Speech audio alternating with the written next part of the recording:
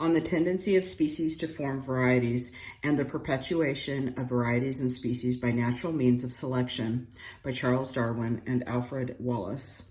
London, June 30th, 1858. My dear sir, the accompanying papers which we have the honor of communicating to the Linnean Society and which all relate to the same subject, viz.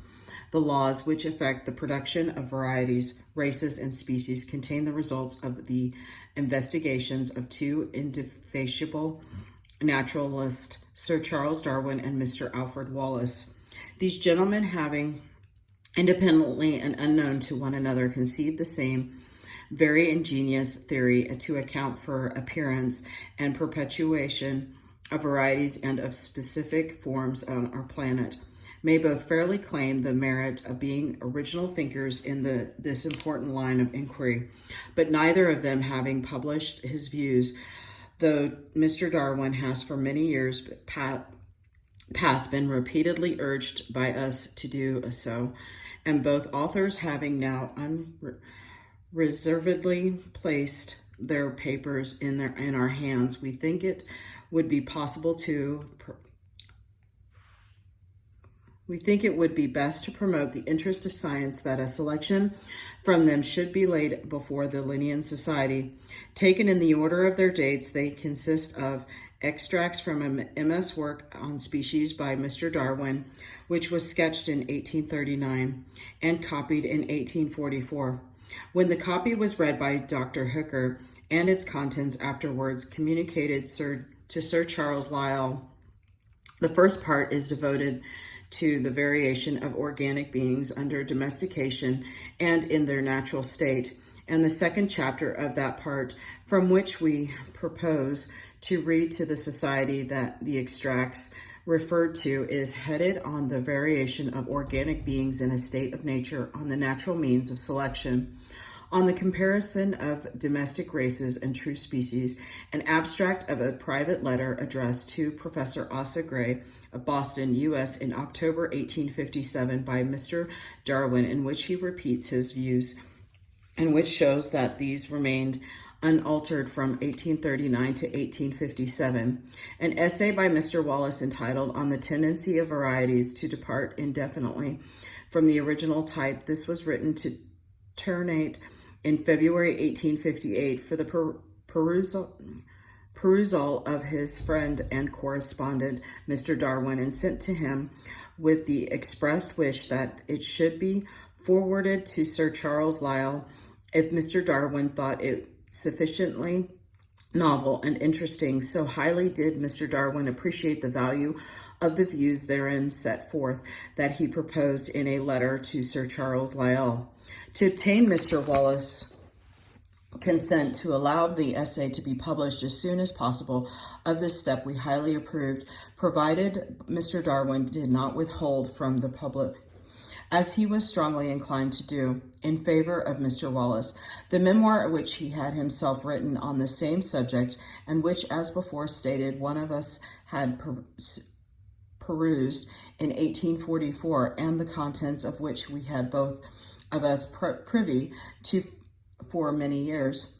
On representing this to Mr. Darwin, he gave us permission to make what use we thought proper of his memoir, and in adopting our present course of presenting it to the Linnean Society, we have explained to him that we are not solely considering the relative claims to priority of himself and his friend, but the interests of science generally, for we feel it to be desirable that views founded on a wide deduction from facts and matured by years of reflection should constitute at once a goal from which others may start, and that while the scientific world is waiting for the appearance of Mr. Darwin's complete work, some of the leading results of his laborers, as well as those of his correspondent,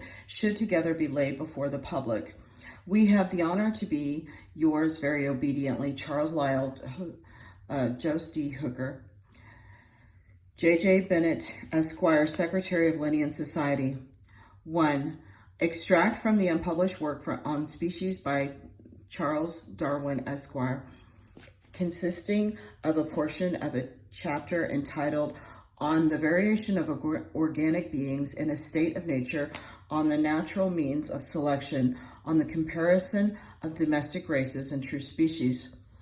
Descandel, in an eloquent passage, has declared that all nature is at war, one organism with another, or with external nature. Seeing the contented face of nature, this may at first well be doubted, but reflection will be inevitably prove it to be true. The war, however, is not constant, but recurrent in a slight degree at short periods, and more severely at occasional, more distant periods, and hence its effects are easily overlooked. It is the doctrine of Malthus applied in most cases with tenfold force, as in every climate.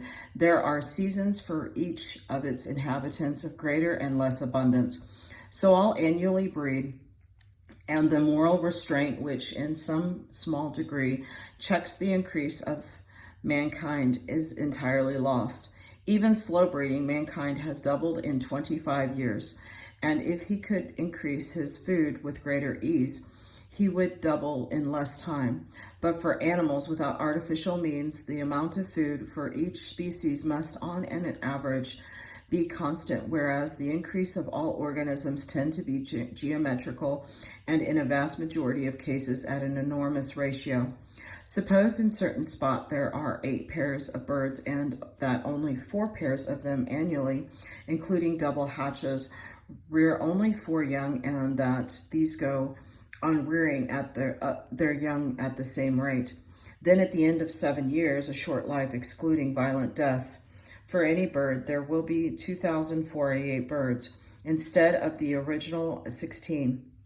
As this increase is quite impossible, we must conclude either that birds do not rear nearly half their young, or that the average life of a bird is, from accident, not nearly 7 years. Both checks probably concur. The same kind of calculation applied to all plants and animals affords results more or less striking, but in very few instances more striking than in man.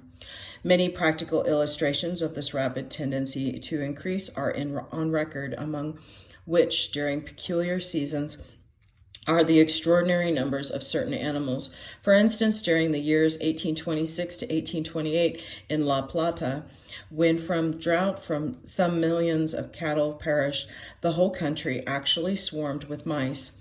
Now, I think it cannot be doubted that during the breeding season, all the mice, with the exception of a few males or females in excess, ordinarily pair, and therefore that this astounding increase during 3 years must be attributed to a greater number than usual surviving the first year, and then breeding, and so on until the 3rd year, when their numbers were brought down to their usual limits on the return of wet weather, where man has introduced plants and animals into a new and favorable country.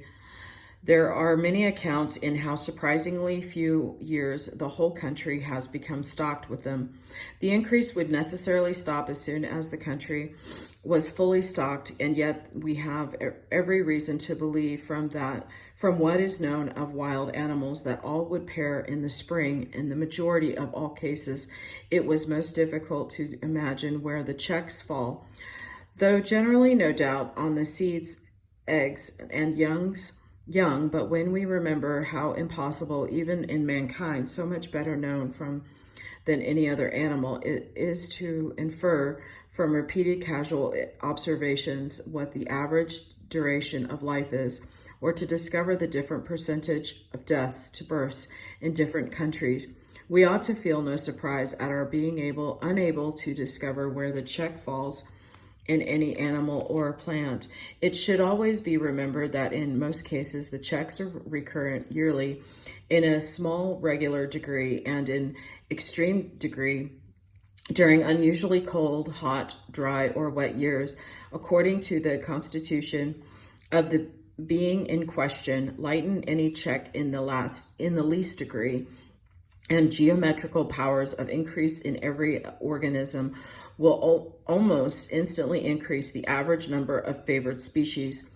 Nature may be compared to a surface on which rest 10,000 sharp wedges touching each other and driven inwards by incessant blows.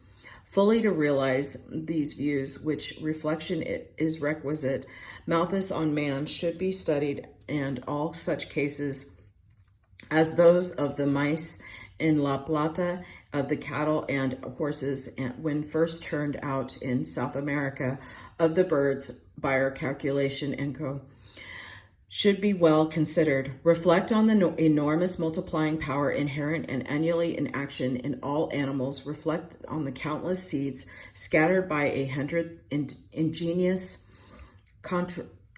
contrivances year after year over the whole face of the land, and yet we have every reason to suppose that the average percentage of each of the inhabitants of a country usually remains constant.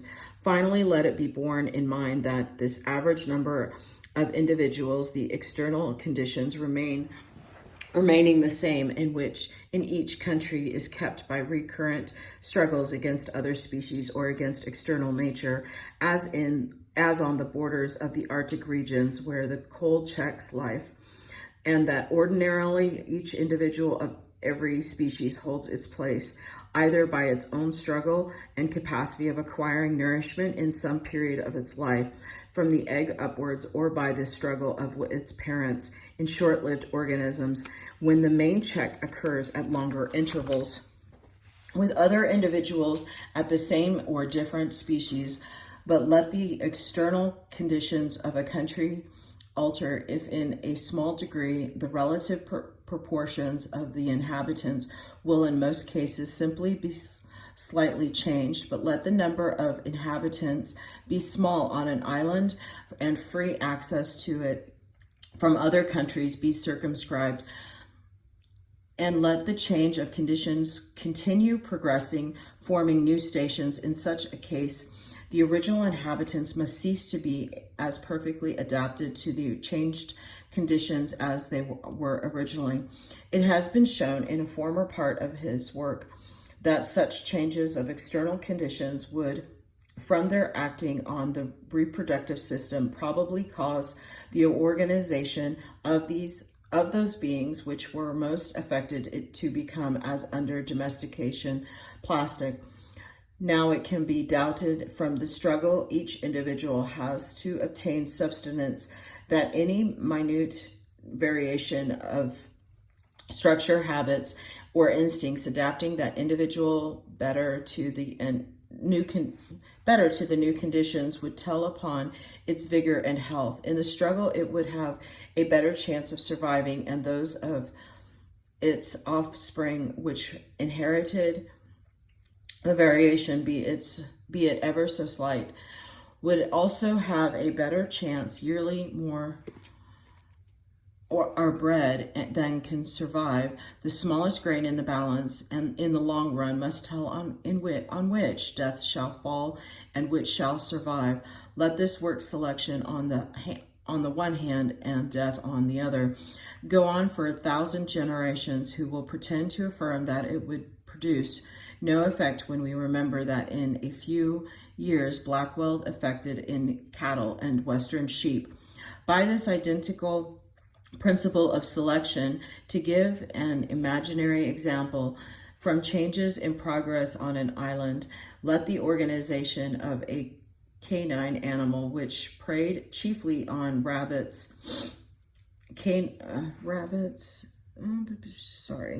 of a canine animal which preyed chiefly on rabbits, but sometimes on hares, become slightly plastic. Let these same changes cause the number of rabbits very slowly to decrease and the number of hares to increase. The effect of this would be that the fox or dog would be driven to try to catch more hares. His organization, however, being slightly plastic. Those individuals with the lightest forms, longest limbs, and best eyesight, let the difference be ever so small, would be slightly favored and would tend to live longer and to survive during that time of the year when food was scarcest. They would also rear more young, which would tend to inherit these slight peculiarities. The less fleets ones would be rigidly destroyed. I can see no reason to doubt that these causes in 1,000 generations would produce a marked effect and adapt the form of the fox or dog to the catching of hares instead of rabbits. Then that greyhounds can be improved by selection and careful breeding. So would it be with plants under similar circumstances if the number of individuals of a species with plum seeds could be increased by greater powers of dissemination within its own area. That is, if the check to increase fell chiefly on the seeds, those seeds which were provided with ever so little more down, would in the long run be disseminated. Hence, a greater number of seeds thus formed would germinate and tend to produce plants inheriting the slightly better adapted down. Besides this natural means of selection by which those individuals are preserved, whether in their egg or larvae or mature state, which are best adapted to the place they fill in nature, there is a second agency at work in most unisexual animals, tending to produce the same effect, namely the struggle of the males for the females. These struggles are generally decided by the law of battle, but in the case of birds, apparently by the charms of their song, by their beauty or their power of courtship, as in the dancing rock thrush of Guyana. The most vigorous, and healthy males, implying perfect adaptation, must generally gain the victory in their contest. This kind of selection, however, is less rigorous than the other. It does not require the death of the less successful, but gives to them fewer descendants. The struggle falls, moreover, at a time of year when food is generally abundant, and perhaps the effect chiefly produced would be the modification of the secondary sexual characteristics, which are not related to the power of obtaining food or to the defense from enemies, but to fighting with or rivaling other males. The result of this struggle amongst the males may be compared in some respects to that produced by the agriculturalists who pay less attention to the careful selection of all their young animals, and more to the occasional use of a choice mate. Too abstract of a letter from Darwin, Esquire, to Professor Asa Gray, Boston, U.S., dated down September 5th, 1857. 1. It is wonderful what the principle of selection by man, that is picking out of individuals with any desired quality and breeding from them, and again picking out, can do. Even breeders have been astounded at their own results. They can act on differences inappreciable to the unaided eye. Selection has been methodically followed in Europe for only the last half century, but it was occasionally and even in some degree methodically followed in the most ancient times. There must have been also a kind of unconscious selection from a remote period, namely in the preservation of the individual animals without any thought of their offspring, most useful to each race of man in his particular circumstances. The roguing, as nurserymen call the destroying of varieties which depart from their type, is a kind of selection. I'm convinced that intentional and occasional selection has been the main agent in the production of our domestic races. But however this may be, its great power of modification has been indisputably shown in later times. Selection acts only by the accumulation of slight or greater variations caused by external conditions, or by the mere fact that in every generation the child is not absolutely similar to its present. Man, by this power of accumulating variations, adapts living beings to his wants, may be said to make the wool of one sheep for carpets of another cloth. 2. Now suppose there were being there were a being who did not judge by mere external appearances, but who could study the whole internal organization, who was never capricious and should go on selecting for one object during millions of generations, who will say what he might not affect. In nature, we have some slight variation occasionally in all parts, and I think it can be shown that changed conditions of existence is the main cause of the child not exactly resembling its parents, and in nature, geology shows us what changes have taken place and are taking place. We have almost unlimited time. No one but a practical geologist can fully appreciate this. Think of the glacial period during the whole of which the same species, at least of shells, have existed. There must have been during this period millions of generations. 3, I think it can be shown that there is such all-unerring power at work in natural selection. The title of my book, which selects exclusively for the good of each organic being, the elder Dr. Kendall W. Herbert and Lyle have written excellently on the struggle for life, but even they have not written strongly enough. Reflect the every being. Even the elephant breeds at such a rate that in a few years, or at most few centuries, the surface of the earth could not hold the progeny of one pair. I have found it hard constantly to bear in mind that the increase of every single species is checked during some part of its life, or during some shortly recurring generation. Only a few annually born can relive to propagate their kind. What trifling difference must often determine which shall survive and which perish. Now take the case of a country undergoing some change. This will tend to cause some of its inhabitants to vary slightly. Not but that I believe most beings vary at all times enough for selection to act on them. Some of its inhabitants will be exterminated, and the remainder will be exposed to the mutual action of a different set of inhabitants, which I believe to be far more important to the life of each being than mere climate, considering the infinitely various methods which living beings follow to obtain food by struggling with the other organisms, to escape danger at various times of life, to have their eggs or seeds disseminated, and co.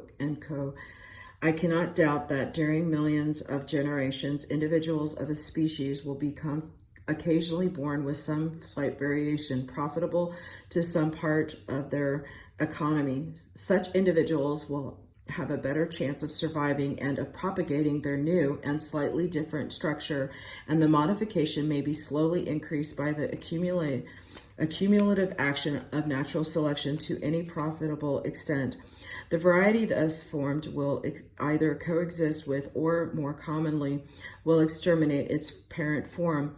An organic being like the woodpecker or mistletoe may thus come to be adapted to a score of contingencies, natural selection accumulating those slight variations in all parts of its structure which are in any way useful to its during any part of its life.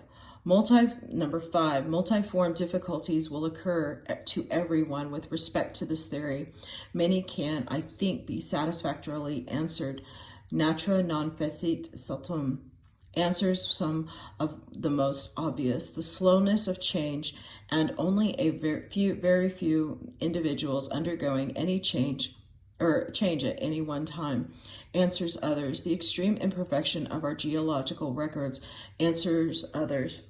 Number 6, another principle which may be called the principle of divergent plays, I believe, an important part in the origin of species. The same spot will support more life if occupied by very diverse forms. We see this in many generic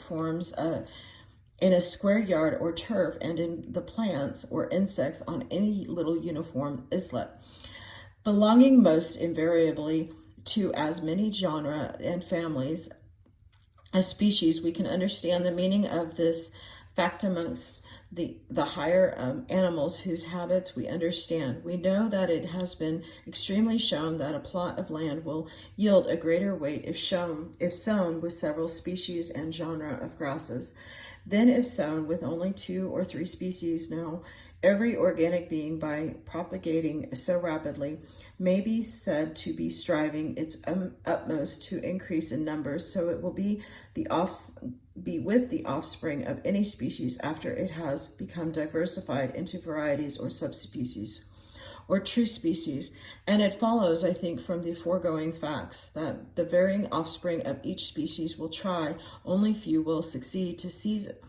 on as many and as diverse places in the economy of nature as possible. Each new variety of species, when formed, will generally take this place of, and thus exterminate its less well-fitted parent. This I believe to be the origin of the classification and affinities of organic beings at all times, for organic beings always seem to branch and sub-branch like limbs of a tree from a common trunk, the flourishing and diverging twigs destroying the less vigorous, the dead and lost branches, rudely representing extant genera and families. This sketch is most imperfect, but in so short a space I cannot make it better. Your imagination must fill up very wide blanks. See Darwin. 3. On the tendency of the varieties to deport indefinitely from the original type, by Alfred Russel Wallace. The life of wild animals is a struggle for existence. The full exertion of all their faculties and all their energies is required to preserve their own existence and provide for that of their own infant offspring. The possibility of procuring food during the least favorable seasons and of escaping the attacks of their most dangerous enemies are the primary conditions which determine the existence of both of individuals and of entire species. These conditions will also determine the population of a species, and by a careful consideration of all circumstances we may be enabled to comprehend and in some degree explain what at first sight appears so inexplicable, the excessive abundance of some species, while others closely applied to them are very rare. The general proportion that must obtain between certain groups of animals is readily seen. Large animals cannot be so abundant as small ones of the carnivora must be less numerous than the herbivora. Eagles and lions can never be so plentiful as pigeons, and antelopes. The wild asses of the Tartarian deserts cannot equal in numbers the horses of the more luxuriant prairies and pampas of America. The greater or less fecundity of an animal is often considered to be one of the chief causes of its abundance or scarcity, but a consideration of the facts will show us that it really has little or nothing to do with the matter. Even the least prolific of animals would increase rapidly if unchecked, whereas it is evident that the animal population of the globe must be stationary, or perhaps through the influence of man decreasing fluctuations. There may be, but permanent increase, except in restricted localities, is almost impossible. For example, our own observation must convince us that birds do not go increasing every year in a geometrical ratio as they would do. Were there not some powerful check to their natural increase, very few birds produce less than 2 young ones each year, while many have 6, 8, or 10. 4 will certainly be below the average, and if we suppose that each pair produce young only 4 times in their life, that will also be below average, supposing them not to die either by violence or want of food. Yet, at this rate, how tremendous would be the increase in a few years from a single pair. A simple calculation will show that in 15 years, each pair of birds would have increased to nearly 10 millions. Whereas we have no reason to believe that the number of the birds of any country increases at all in 15 or in 150 years. With such powers of increase, the population must have reached its limits and have become stationary in a very few years after the origin of species. It is evident, therefore, that each year an immense number of birds must perish, as many, in fact, as are born.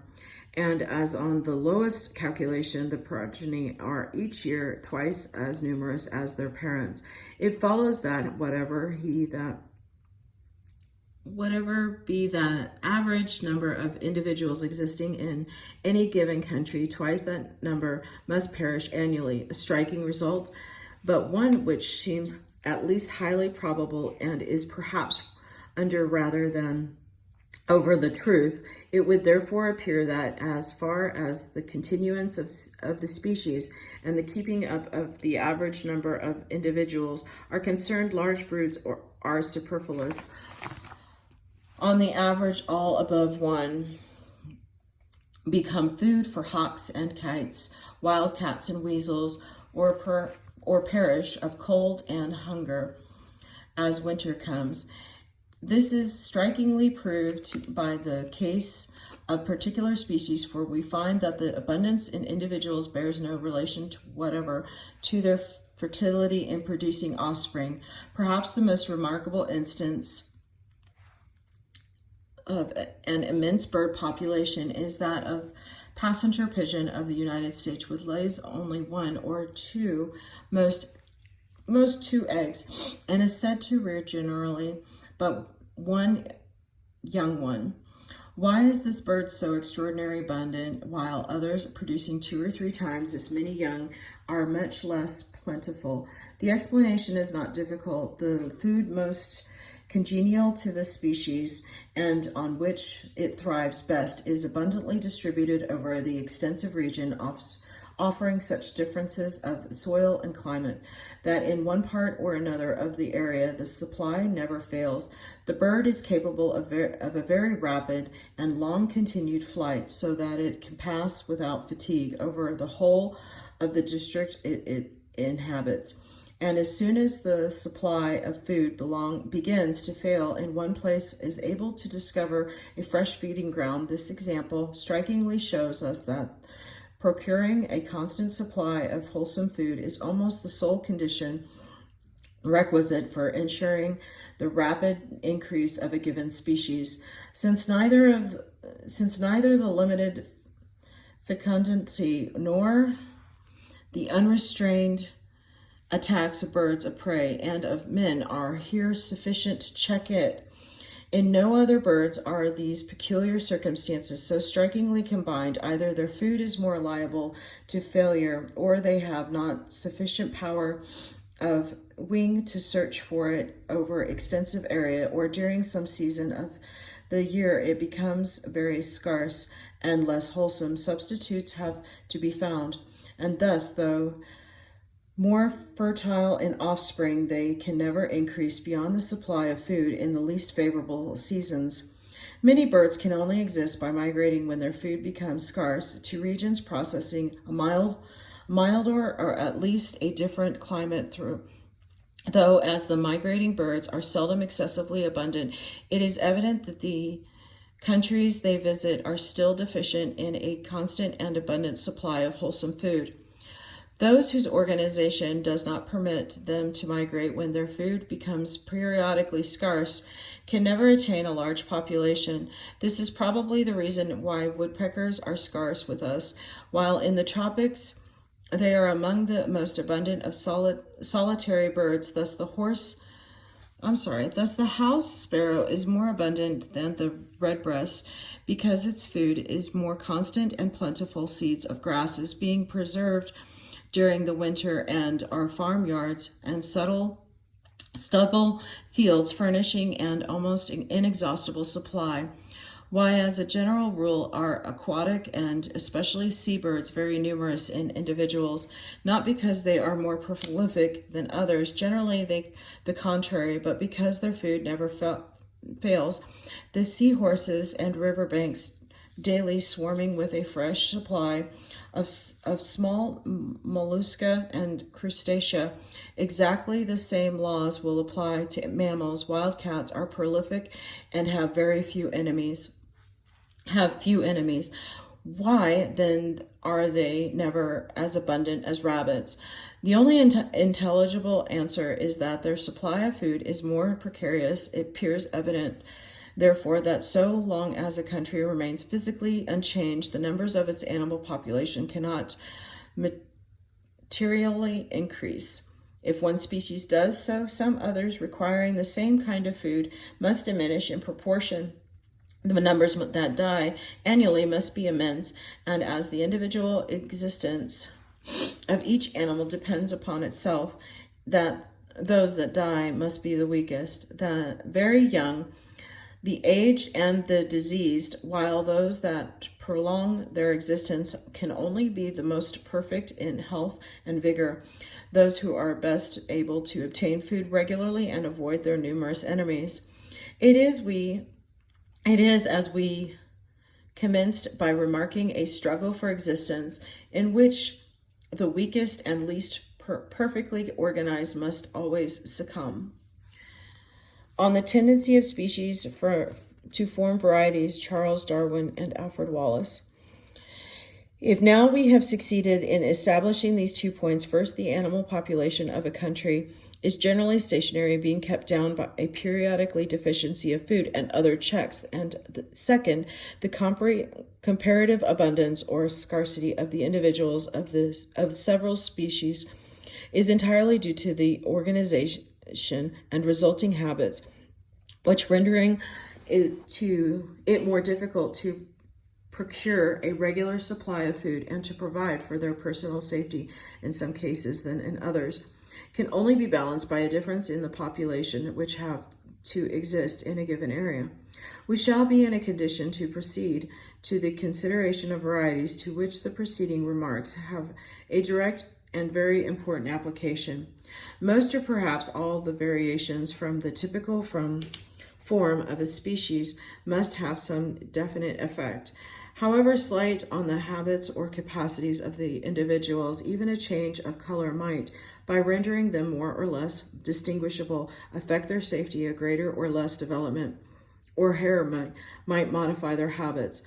More important changes, such as an increase in the power or dimensions of the limbs or any of the external organs, would more or less affect their mode of procuring food or the range of country which they inhabit. It is also evident that most changes would affect either favorably or adversely the powers of prolonging existence. An antelope with shorter or weaker legs must necessarily suffer more from the attacks of the feline carnivora.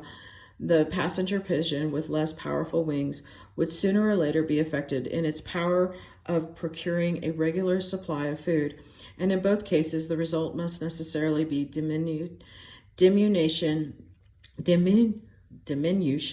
of the population of the modified species. If, on the other hand, any species should produce a variety of having slightly increased powers of preserving existence, that a variety must inevitably in time acquire a superiority in numbers. These results must follow as surely as old age, intemperance, or scarcity of food produce an increased mortality. In both cases, there may be many individual exceptions, but on the average, the rule will invariably be found to hold good. All varieties will therefore fall into 2 classes: those which under the same conditions would never reach the population of the parent species, and those which would in time obtain and keep a numerical superiority. Now let some alteration of physical conditions occur in the district, a long period of drought, a destruction of vegetation by locusts, the eruption of some new carnivorous animal seeking pastures new.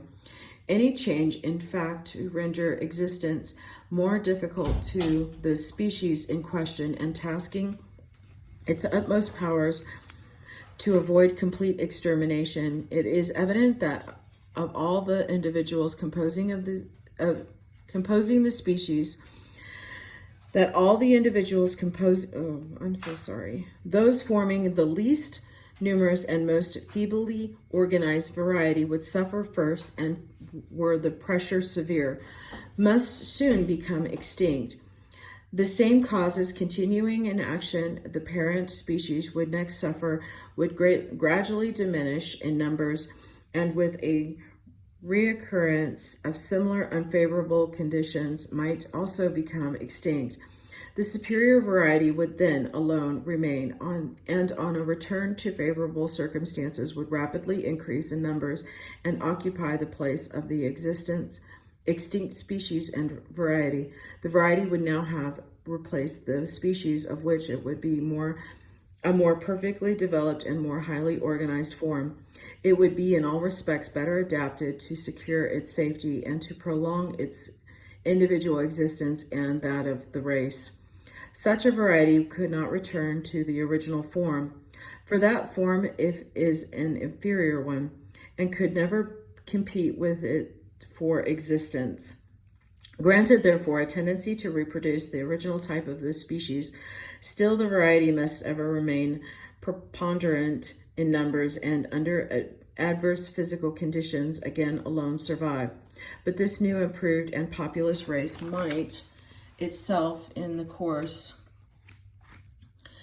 of time give rise to new varieties, exhibiting several diverging modifications of form, any of which tending to increase the facilities for preserving existence, must by the same general law in their turn become predominant. Here then we have progression and continued divergence, deduced from the general laws which regulate the existence of animals in a state of nature, and from the undisputed fact that varieties do frequently occur. It is not, however, contended that this result would be invariable. A change of physical conditions in the district might at times materially modify it, rendering the race which had been the most capable of supporting existence under the former conditions now the least so, and even causing the extinction of the newer and for a time superior race, while the old or parent species and its first inferior varieties continue to flourish.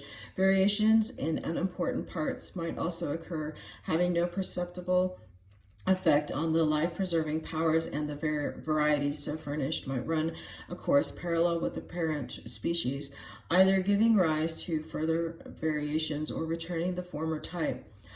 All we argue it for is that certain varieties have tendency to maintain their existence longer than the original species, and this tendency must make itself felt. For though the doctrine of chances or averages can never be trusted to on a limited scale, yet if applied to high numbers, the results come nearer to what theory demands, and as we approach to an infinity of examples become strictly accurate. Now the scale on which nature works is so vast, the numbers of individuals and long and periods of time with which she deals approach so near to infinity that any cause, however slight and however liable to be veiled and counteracted by accidental circumstances, must in the end produce its full legitimate results. The hypothesis of Lamarck that progressive changes in species have been produced by the attempts of animals to increase the development of their own organs and thus modify their structure and habits has been repeatedly and easily refuted by all writers on the subject of varieties and species, and it seems to have been considered that when this was done, the whole question has been finally settled. But the view here developed renders such an hypothesis quite unnecessary by showing that similar results must be produced by the action of principles constantly at work in nature. The powerful retractable talons of the falcon and the cat tribes have not been produced or increased by the volition of those animals, but among the different varieties which occurred in the earlier and less highly organized forms of these groups. Those always survived longest, which had the greatest facilities for seizing their prey. Neither did the giraffe acquire its long neck by desiring to reach the foliage of the more lofty shrubs and constantly stretching its neck for the purpose, but because any varieties which occurred among its antitypes with a long neck than usual at once secured a fresh range of pasture over the same ground as their shorter-necked companions, and on the first scarcity of food were thereby enabled to outlive them. Even the peculiar colors of many animals, especially insects, so closely resembling the soil or the leaves or the trunks on which they habitually reside, are explained on the same principle, for though in the course of ages varieties of many tints may have occurred, yet those races having colors best adapted to concealment from their enemies would inevitably survive the longest. We have also here an acting cause to account for that balance so often observed in nature, a deficiency in one set of organs always being compensated by a increased development of some others, powerful wings accompanying weak feet, or great velocity making up for the absence of defensive weapons. For it has been shown that all varieties in which an unbalanced deficiency occurred could not long continue their existence. The action of this principle is exactly that of the centrifugal government of the steam engine, which checks and corrects any irregularities almost before they become evident. And in like manner, no unbalanced deficiency in the animal kingdom can never reach any conspicuous magnitude, because it would make itself felt at the very first step, by rendering existence difficult and extinction almost sure soon to follow. An origin such as here advocated will also agree with the peculiar character of the modification of form and structure which obtain in organized beings, the many lines of divergence from a central type, the increasing efficiency and power of particular organ through a succession of allied species, and the remarkable persistence of unimportant parts such as color, texture of plumage, and hair, form of horns or crest, through a series of species differing considerably in more essential characters. It also furnishes us with a reason for that more specialized structure which Professor Owen states to be characteristic of recent compared with extinct forms, and which would evidently be the result of the progressive modification of any organ applied to a special purpose in the animal economy. We believe we have now shown that there is tendency in nature to the continued progression of certain classes of varieties further and further from the original type, a progression to which there appears no reason to assign any definite limits, and that the same principle which produces this result in a state of nature will also explain why domestic varieties have a tendency to revert to the original type.